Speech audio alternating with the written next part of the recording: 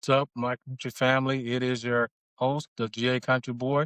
Thank you for returning to GA Country Boy Chronicles. I remember this thing when I had a part-time job. I used to do deliveries for, we won't name the app. I used to do deliveries for them, and there was an infamous thing that customers used to do that used to piss me off.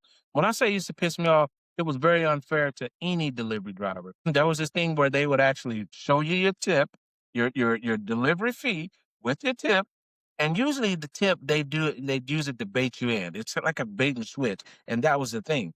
They would use this big tip to bait you in, and they would text you and tell you, "Hey, if you deliver it, if you make sure it gets here on time, I'll make sure I'll take care of his tip." And usually guys would hustle and drive over just like I would. What they would do is they would remove the tip. And it's legal on their end. They can put a tip on, not take it on, but to use it as a tool and to bait drivers in when they actually don't make enough, I thought that was a pretty low life move. So I'll tell you about this one particular time. It's already was a difficult address to get to.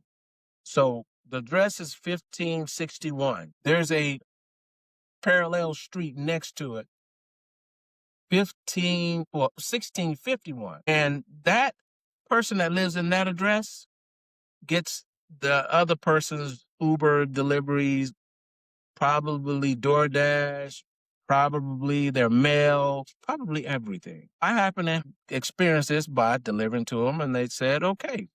So I got to the correct address, and that was one of these a-holes who baited with the tip and removed it. And say, so I made the delivery, and you don't get to see them remove the tip until after. So remove the tip, jerk move, whatever.